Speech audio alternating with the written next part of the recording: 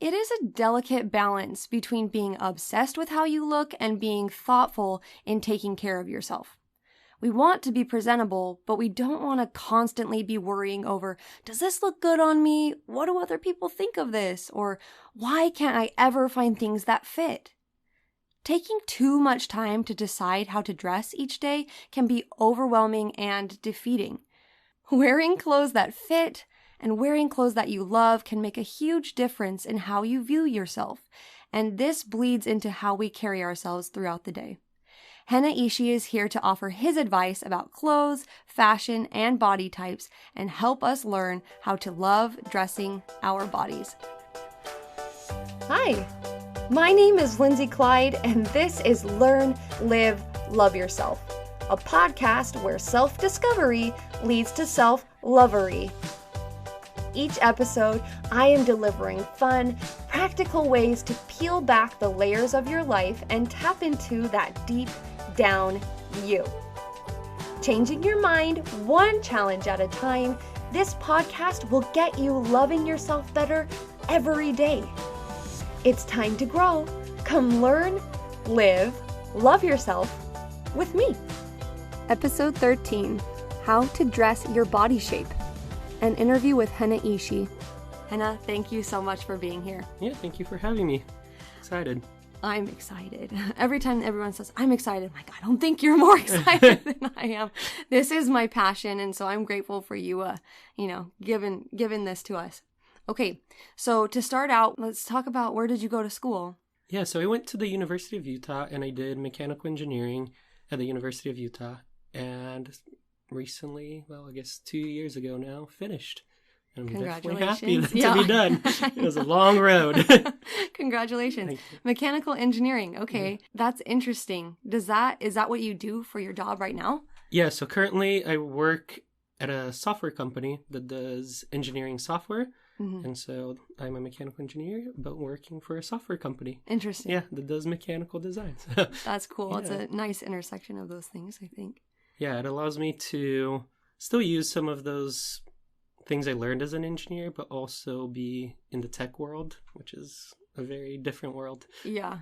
The reason why I thought of asking you here for this episode is because I remember someone at church saying, oh yeah, Hannah sews Sydney's dresses. And I was like, what? Not because I was surprised. I mean, her dresses look professional is what I'm trying to say. And so I was just so surprised. They were so well fitted to her body and like the patterns and the everything. So what? What got you into sewing? Like, how did that all start? Yeah, so I'm just going to say, just as a caveat, that I don't sew all of her dresses. Okay. I will alter a lot of her dresses. And so that's one of the things that I just wanted to say before we get going too far here. But yes, I started sewing in high school. I wanted a Halloween costume, and I didn't want to buy it. It was kind of cheap, and it was kind of a random costume. And so I was like, I need to just make this. I don't have a lot of time. I don't have a lot of money. My mom had a sewing machine that I don't think she used very much. Yeah. And so I picked it up and I was like, I'm going to give it a go. Okay, what was the costume? Yeah. Do you even remember? Yeah, I do. So if you have ever played Street Fighter. Yeah, there was a guy there. His name is Ryu. Yeah. And so I wanted his costume. Yep. And so I wanted a kimono-looking costume that I could tear off the sleeves and make it look ripped. That's what I did. That was so the first thing I ever sewed. Did it come out well? Like, it how was would fine. you say? Yeah. It was, for having picked it up and done it in about an hour or so. Wow. It was as you would expect, but at night, it looked great. In the dark. Yeah, no one noticed. Everyone knew what I was going for. If they understood. Yeah, if they knew Street Fighter. Yeah. That is so amazing. An hour?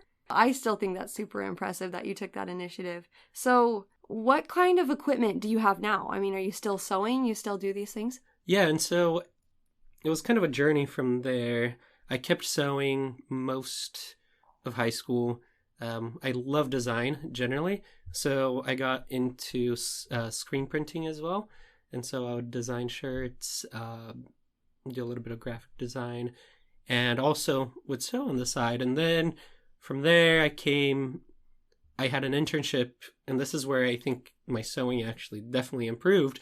I had an internship in Brazil. It was an engineering internship, and right in front of it, there was a tailor shop. And I walked in one day, I was like, can you teach me how to make some pants? And he's like, sure, you can come over every day. So for the whole duration of the internship, I would leave the engineering internship and I would walk across the street and go sew for a few hours, a couple hours. That is so cool. Yeah. And so I then started working when I came back from the internship a little bit later. I started sewing at an outdoor gear company, Cotopaxi. I would do repairs and prototyping for them. And so that's when things changed a little bit. And I was able to kind of decide what machines they would buy. And that was a lot of fun.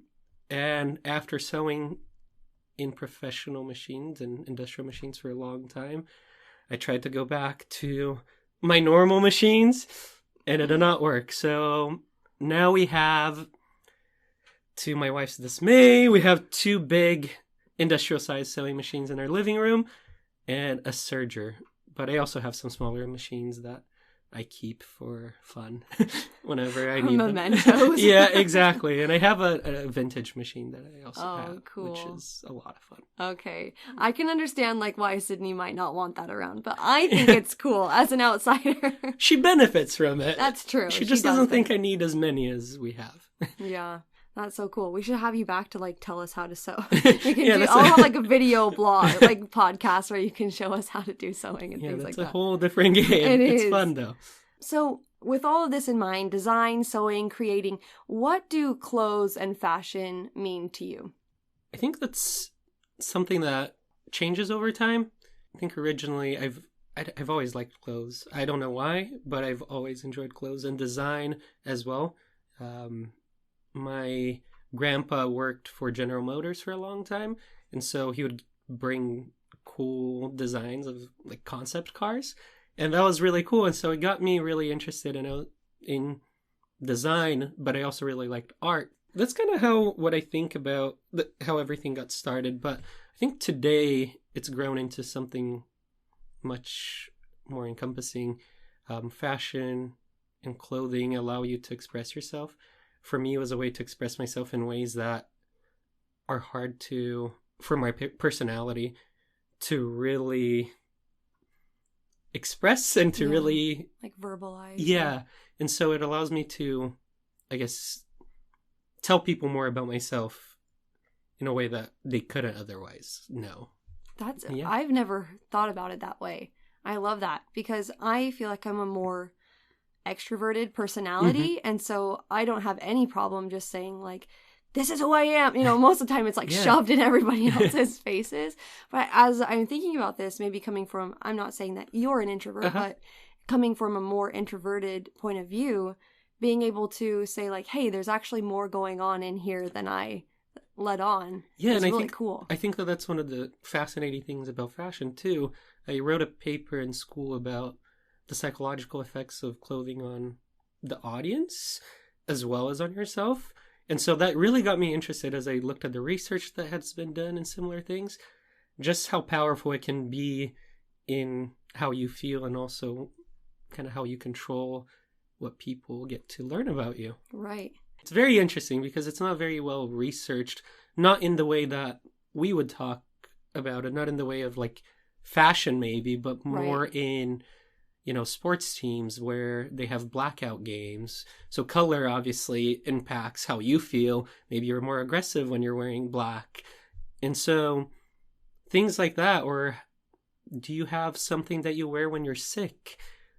It's if you do, maybe you shouldn't wear that when you're sick. You should wear something that you really like that will make you feel like you have more energy, that you're more able to go outside and do things. Yeah. And so things, just small things that you can trick yourself into really help, job interviews, and or maybe if you need to be more professional, there's things that you can wear, and being aware of that. Once again, this can be a whole different topic, sure, but it's fascinating and something that really got me looking more into what can clothes and fashion do for us and what design can do.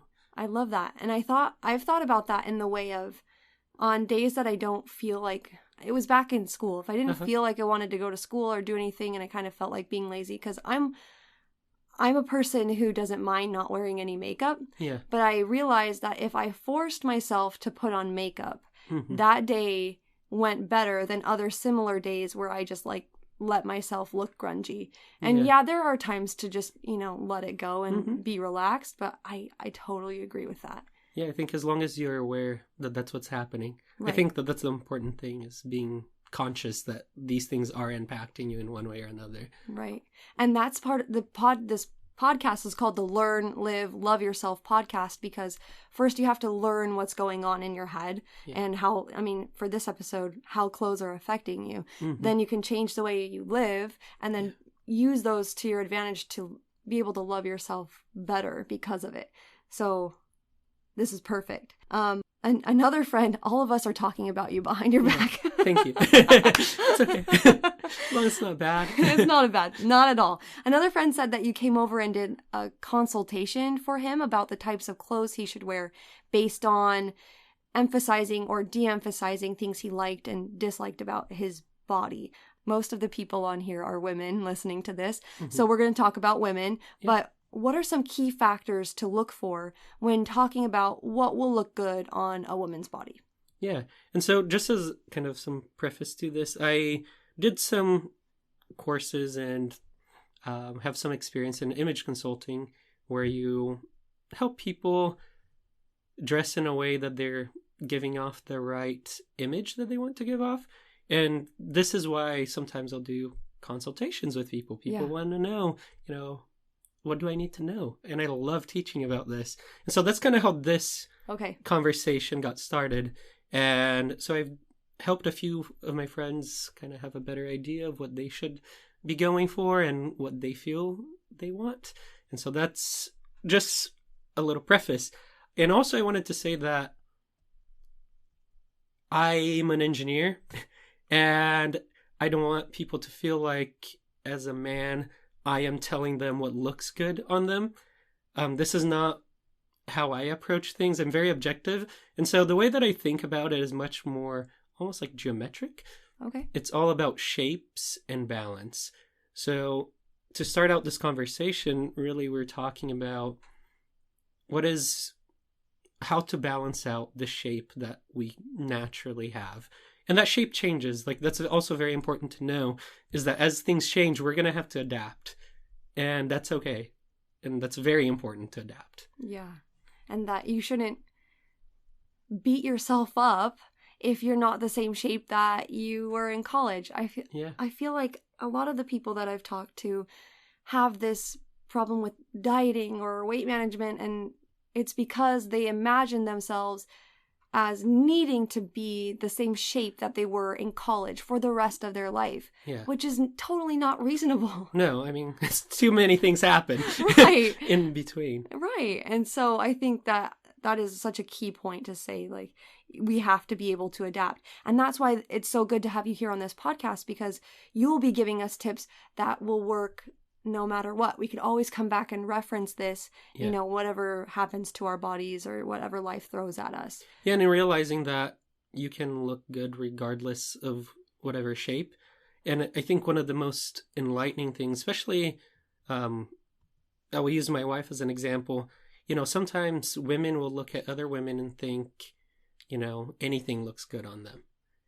And as I've done this with a few friends and having my wife there as well, she has realized that people who she thought, anything would look good on them have the same challenges that she faces. It's just different challenges in shape, right? But it's like the same thought process. Things don't look good. You have to put something on and decide that that's terrible. Mm-hmm. And that's not always a fun process. But I think realizing that everyone, regardless of body type, regardless of body shape, regardless of weight, everyone goes through this. And so we just need to accept that that's a reality and make the best out of it. I'm like, yes, I want to scream, amen. I think that's so important to say. That's the basis of it, right? Everybody has these problems. And if we get caught up in comparisons, what you're doing is spending energy on something that you can't do anything about instead of looking at yourself and thinking like, what do I want to cultivate here with my own personal style? Yeah, what can I do to make myself feel like more myself? I think is really what we're trying to do.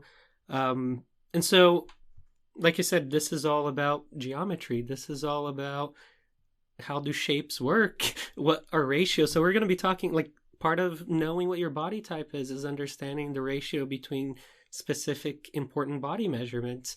And that's really kind of how you find things out, what body type you are. Awesome. I can't wait. I'm excited for this. Okay, so what should we consider? What are the most important things to look at if I'm looking at my body and thinking, what is going to make me feel put together, or what's going to look balanced on me? What are the key factors for that? Yeah, so one of the things that we need to consider is just what are the different body types and body shapes. So let's just focus on shapes because that's really what's important in this part of the conversation. And so there's 5 different types, and different sources will call it different things. And so if you don't think that this is correct, that's probably because you just learned it a different way. But continuing the shape conversation, we're going to use shapes. And so you have a rectangular shape. There is a more oval shape. There's hourglass. There's a triangle and an inverted triangle. So those are the 5 basic shapes that a lot of people will agree on. The names of them may be a little bit different, but that is the basis to this. This is where we kind of take off. And so for each shape, what you're trying to accomplish is balance. And so if you think of a triangle, one of the problems with a triangle, if we're going to consider that a problem, is that it's bottom heavy. And so it goes from being wide at the bottom and, I guess, thin at the top. It goes to a point. And so you want to try to balance that out so that it's not heavy on one side and light on the other side. And so what you do with something like a triangle body shape is that you want to add some volume or some weight to the top. And so everything that you will do is based on that. One of the easy things I can tell you is you can have something that has a horizontal line around the shoulder area. This will cause an illusion of, I guess, a wider shoulder. So some people that have inverted or have triangle body shapes, they have, I guess, not as wide of shoulders. And so one of the things that you want to try to do is expand the shoulders.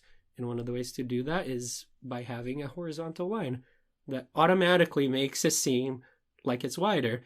And so lines are important, and this is why sometimes cuts are important, because there are specific cuts that have lines that will help you offset something that you're not comfortable with or that you want to enlarge for whatever reason.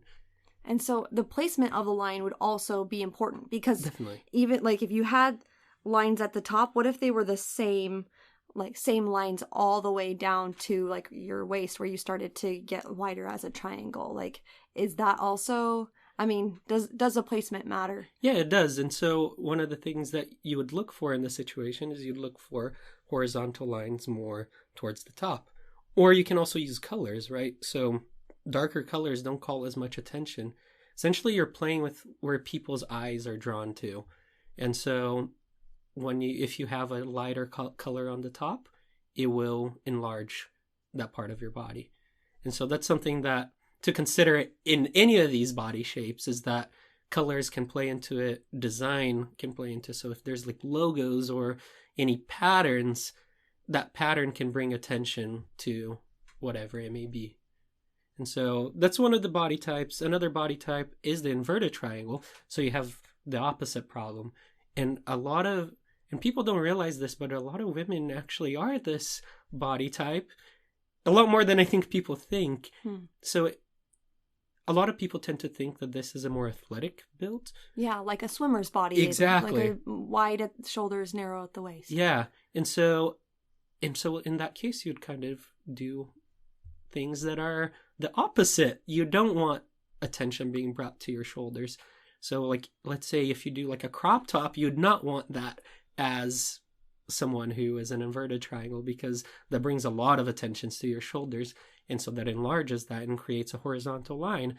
What you can do is wear a skirt that has a little bit more volume around the waist. And so you want kind of attention to be brought to your waist. Another thing that you can do is wear maybe like a 3/4 sleeve shirt that has a pretty loose sleeve, because that will kind of add volume to that part of your body. Another thing that kind of leads to that is maybe wearing like a thicker bracelet that will also cause people's eyes to be drawn away from what you don't want to accentuate, but towards what you want to balance out. Do you have more examples for each of the body shapes? I do. Another body shape is a rectangle. And so one of the things that you have to do with a rectangle is actually a pretty easy shape to dress, because essentially you just need to be aware that you're trying to bring attention to your shoulders and your hips, and maybe in some cases take attention away from maybe your stomach. So that's kind of what you have to do. And so one of the things that you can wear in this example is something like an A-line dress, because the dress, has a nice shape at the bottom that kind of flares out. And then at the top, it usually kind of brings attention to your shoulders and enlarges your shoulders. And so that's one of the, I think, pieces for someone that has a rectangular body shape that is very useful to have. And it looks great almost on everyone, though. That's one of the great things about that dress. And so I would say that you want essentially to bring attention to your face or your shoulders and to your hips. Though that's the general idea. And however you decide to do that, I can give you some tips, but that is one of the main points on this portion of it. And so the other body shape that we haven't covered yet, so we covered triangles, hourglass, and oval. Okay, so hourglass, most people believe that this is like the perfect shape, but there's challenges that come along with it as well, because anything you wear, if you don't pair it up correctly, can offset a balance, right? And so let's say if you wear a skirt that has a little bit more volume, that will start to offset the hourglass shape, because maybe now your shoulders are not as pronounced and it looks almost like it turns it into a triangle. And so this body shape can be complicated. So one of the things that you want to do is try not to stress those areas. You're trying to just kind of not wear anything that brings too much attention to any area unless you balance it out. One of the things that you can do is wear vertical lines, because it elongates your body and it kind of keeps, I guess, your curves, for lack of a better term, in check. It doesn't magnify them. It just keeps them how they're supposed to be. And so that's one of the great things for someone that has an hourglass shape to wear, something with vertical lines. And that's something to be aware of, just that you always have to find that balance, because this body shape already has pretty pronounced features and pretty, I don't know how to say that. And it already is kind of balanced in some ways. So you don't want to do anything to take away from that balance. Yeah. Okay. And also realize that, you may be curvier, once again, for lack of a better word, than other people are. And so understand that you may, if you decide that that's not what you want to show, or that's not who you feel like you want to portray, then there's things like vertical lines, like I said, will help kind of minimize that balance, or make it a little bit smaller. Okay. Yeah. And so then the next one is oval. And this one, a lot of people feel like, this happens if you're overweight. And it can happen that way. I mean, I'm assuming most pregnant women would be considered in some way probably. oval. Yes. because that's where they're carrying their babies at that time. Right. But it doesn't mean necessarily that. There's ways to be an oval shaped person without necessarily being overweight. And it's not a problem. Once again, going back to, hey, this is not about weight. This is not about how you feel you look. This is just about taking these shapes and kind of changing them to make them into whatever you want them to be. And that's kind of what I like about it, because from a design perspective, it's essentially art, right? You're trying to get someone's shape and make it into something new. And so for someone that has an oval shape, once again, you may want to bring attention to your face, and you may want to bring attention to your hips. If you are overweight, once again, for lack of a better term, if you feel like you are that way, usually you have great legs. And so that's one of the things that you can do, is wear things that will help, I guess, magnify that and bring to attention, your face and your legs. And so something like vertical lines, once again, they're great because they will bring attention up and down. And so that will help make you seem taller. And this also helps if you're shorter in an oval shape, because vertical lines are great. Maybe something like a jumpsuit where you don't have a lot of things breaking that your height, essentially. You don't have something to say this is where one part ends and another one starts. So kind of be willing to play around and realize that some things you may never thought would look good on you probably do. And so, I would say also for oval shapes, one of the great things that I love generally are V-necks. V-necks and like a round U-neck is great for someone that has an oval shape because it brings attention upward and also kind of stresses the shoulders. So that's one of the tips for that. Yeah. And so this is all kind of, like I said, it's all geometry and controlling people's eyes, in essence. Right. Okay, so what body type am I? I don't know. Can I stand up right now and ask you? How do you determine what your body type is? Yeah, this is like the coolest thing about body types. A lot of times we think that we have a specific body type. It's like, oh no. But once we actually measure, that's the only way to really know. A lot of times our vision of ourselves impacts what we actually think. But the facts, the numbers will tell you that you're incorrect. So one of the ways that you can figure out what your body type is to measure yourself. So there's specific measurements. And what I usually do is I go online and I look for body shape calculator or something along those lines. And I know that on the Oprah website, so if you Google or search in whatever means you want to search body shape Oprah, you actually find a guide to the measurements that you need. And there it also talks about the ratios and like what percentages. So as an example, one of the things that you have to do is see what the ratio is between your shoulders, your waist, and your hips. Okay. And so that's like some of the things that you will have to figure out, and that will tell you kind of what your body shape is once you figure out what percentage difference between one and the other is. And so, I mean, those are not all inclusive. There are specific things that fall outside of that. Like some people may have longer necks, or maybe they have a really long torso and very short legs. And so that also plays into how you dress yourself, but the overall shape stays the same. So there's other factors, but the shape stays the same. Okay. I'm like thinking, I can't wait. So to measure ourselves, if we don't have just a basic like sewing measuring tape, what would we do instead? So one of the things that you can do is find anything that's flexible that you can put around yourself.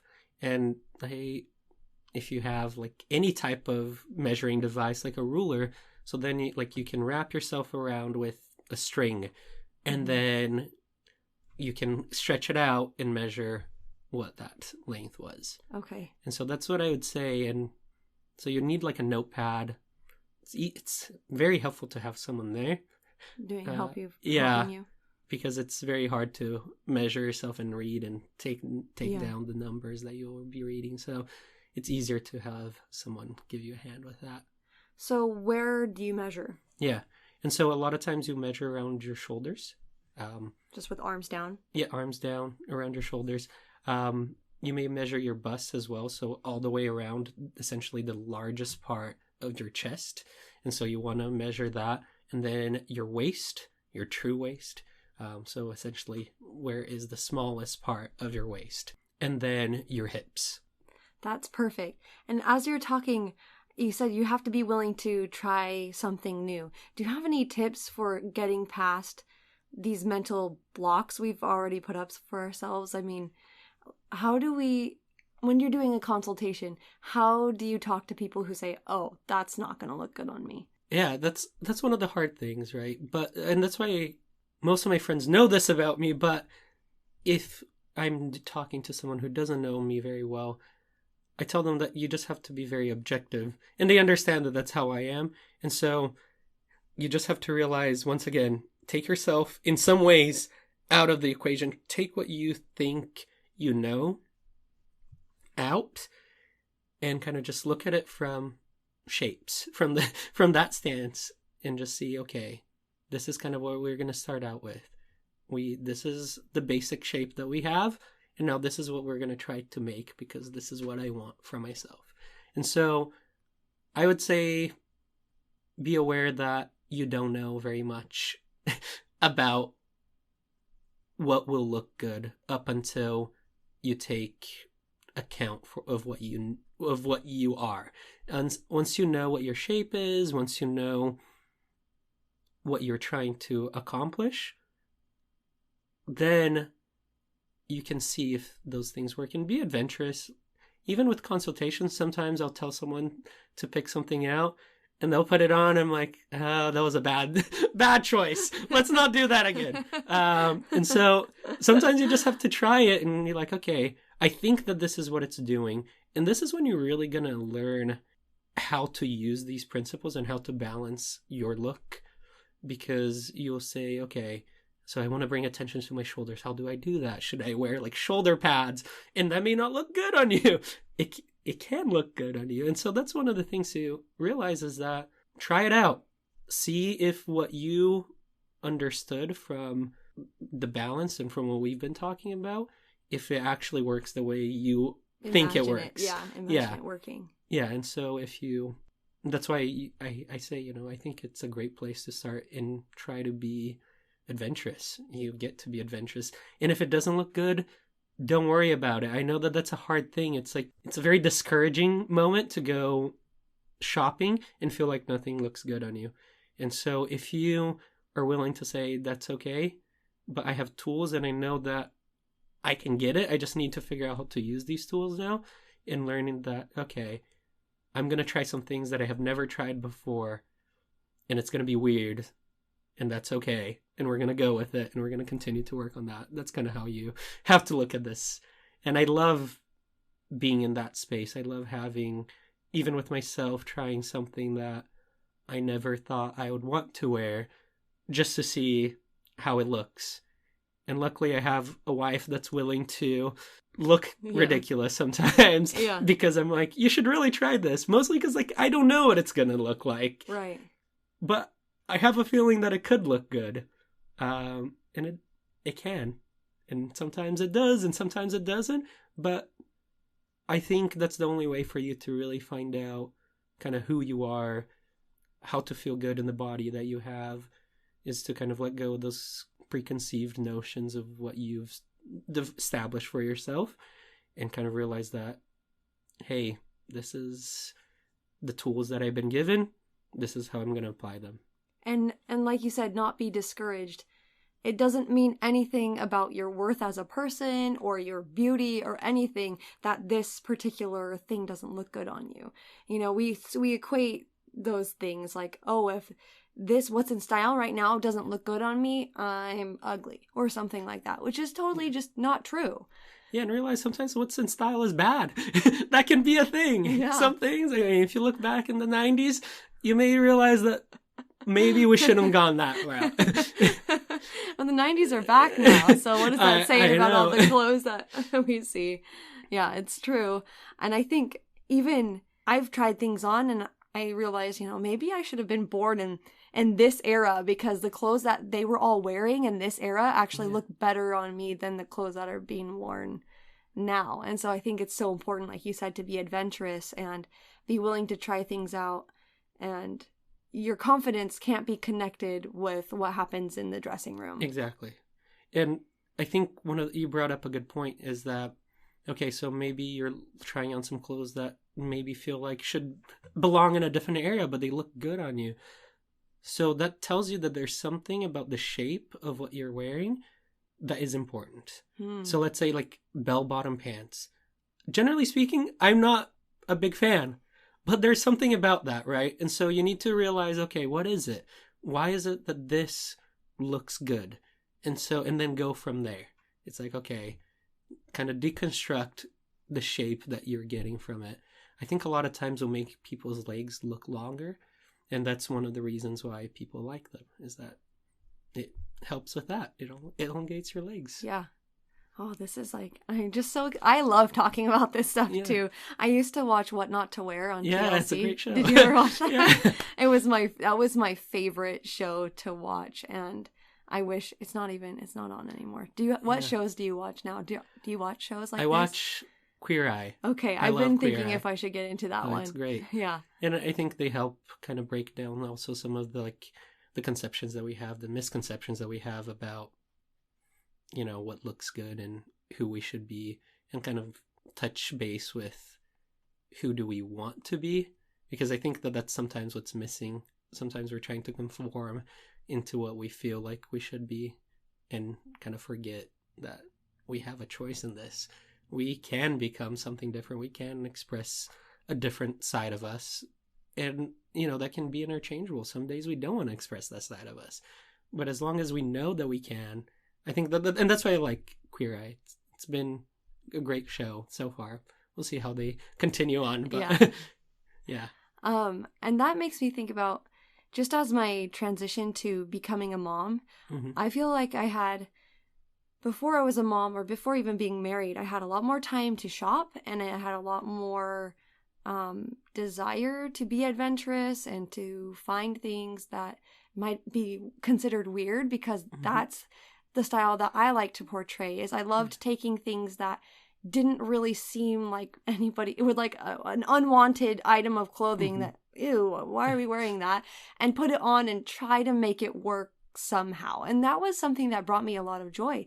Becoming a mom, though, has gotten rid of a lot of time, and my body shape has changed, and the ability to wear clothes that aren't necessarily comfortable. Yeah. My priorities have changed, and so there's a part of me that feels sad that and misses that. And it was really just the other day that I realized, like, I don't have to mourn this forever. Yeah. I could stop right now and decide, like, this is a priority in my life, and I'm going to actually take time to go find clothes and go thrifting again and do things that I used to find joy in, because I want to look on the outside how I feel, or even want to feel on the inside. Yeah, I think you bring up a good point, is that sometimes it's not how we currently feel, but that's okay. I think one of the things that is important is that personal brand exists, whether or not we are managing it. So people think something about you. Like, people have already decided that this is your brand, right? So I think once we're aware of that, and then we can start making conscious choices. That's why when we talk about style, figuring out what your style is, that's part of that, is figuring out, okay, what is this brand that I want to portray? What is this thing that I want people to think about me? And then a lot of times what will end up happening is you'll start acting more that way. One of the research topics that I've seen in the past was with glasses. People that wear glasses, people think that they're smarter, and sometimes they feel like they're smarter. And so maybe if you feel like you need to feel smarter, throw on some glasses. Yeah. Whatever it may be, these are like little things that you can do. But being aware that, you're trying to become something different is important.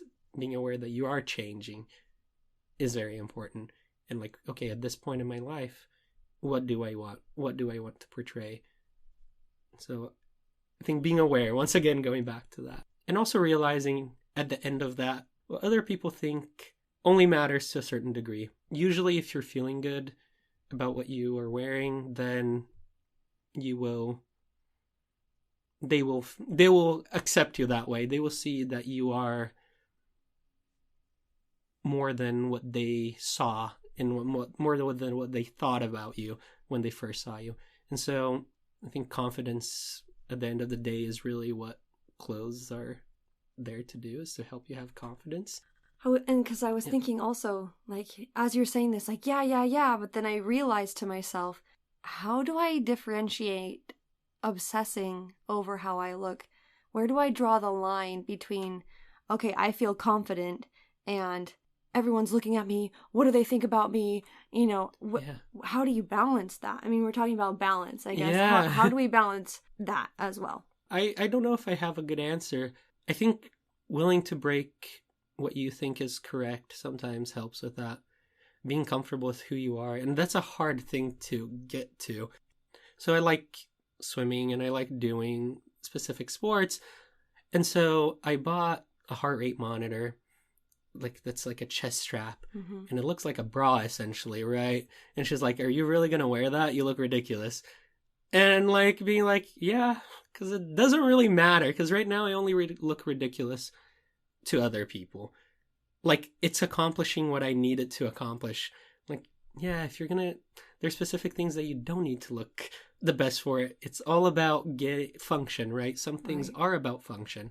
There's ways to be appropriately functional. Yeah. But I think realizing that it's okay. Like, sometimes you're just gonna wear what you want to wear. Being comfortable with that. My friend Emily posted on Instagram, on our Instagram account, because I asked this question to my Instagram followers. How do you balance being obsessed with how you look and feeling confident? My friend Emily said, my mom always said, take all the time that you need in the morning to look great. You know, do your hair, do your makeup, choose the best outfit. And then once you walk out the door, don't think about it again. Yeah. And I think doing all this work beforehand, like you said, doing the measurements, like doing the work in the dressing room, all of that work is going to give us the foundation of confidence that we need to walk out of the house and not think about it anymore. Yeah. That we have put in the thought and effort, and we don't need to put in any more thought and effort once we're out and doing what we need to be doing. Yeah, I think that's a great example. And sometimes if you built your wardrobe in a way that everything supplements what you're going for, complements your shape, then in like dressing in the morning, you don't have to really think too much. It's all, it kind of becomes autopilot because, you know, you don't want clothes to become a burden. You don't want to, like, this is part of your day. Some days you want to take more time, but most of the time you need to do things. Like you said, as a mom, I'm sure that there's a lot of things going on in your day. And you don't want to be thinking too much about, okay, what am I going to wear today? Is this going to look cute? Is this going to look good? Is this going to withstand the day-to-day battle, right? Right. And so I think those things are important to realize, is that, you know, once you've gotten yourself all the tools you need, then it kind of becomes autopilot. You don't have to think as much. At the beginning, it will be a battle. At the beginning, you're going to have to be conscious, and that's okay. As long as you don't get obsessive, it's okay. Yeah, because you're rewriting everything that you knew. I mean, maybe everything that you knew about fashion.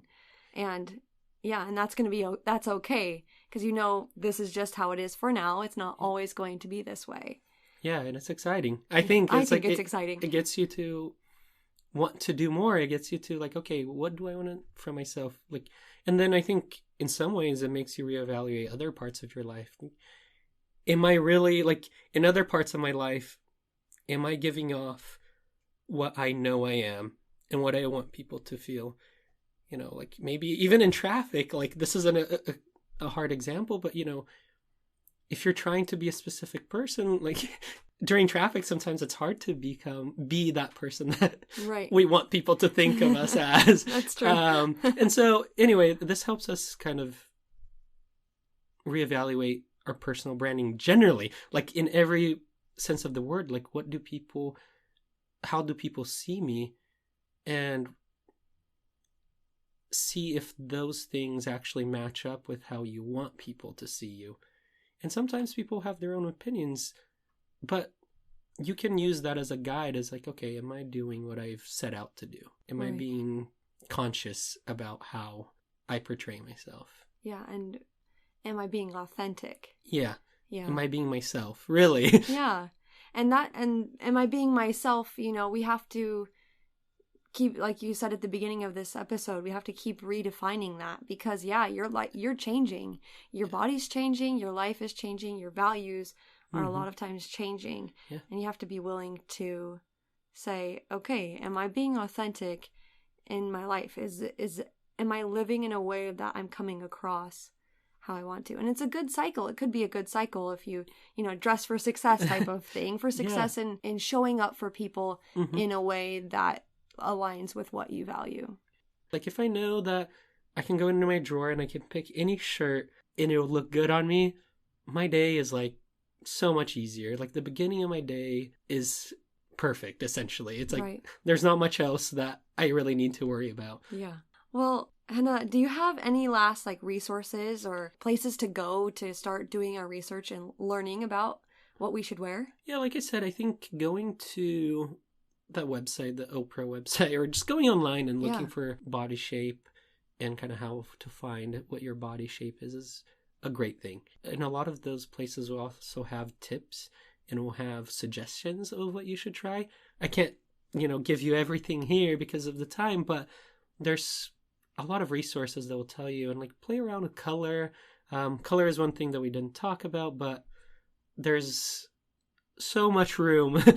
I'll bring you back for color. Yeah, and so I would say go on the internet, look for body shape, figure out what your body shape is, and then find, once you know that body shape's what looks best with this body shape, and then you can kind of explore and start developing your style.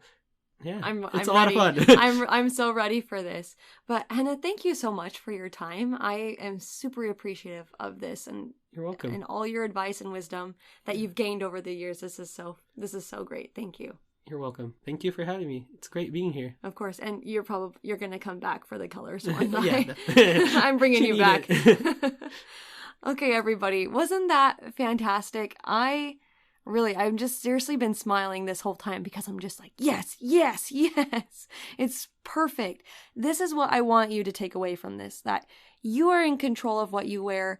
You are in control of your happiness. So if the clothes that are in your closet aren't lighting a fire under you and letting you have the confidence throughout your day, don't be afraid to start again and slowly build up who you are and who you want to be through your clothes, because I am here to help you have this confidence, but you need to take the action. And so the POP challenge, the Power of Practice challenge for this week that the episode is released, is to find out your body shape.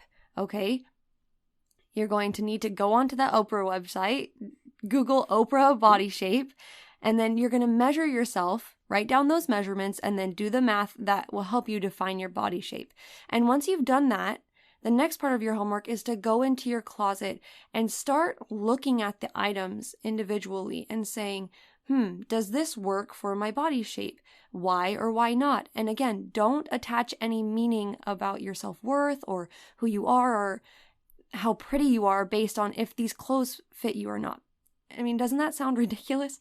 Don't let these clothes dictate your worth, but just go ahead and take them out of your closet. Try pairing things together that you haven't before, and slowly but surely learn who you are by the clothes that you wear.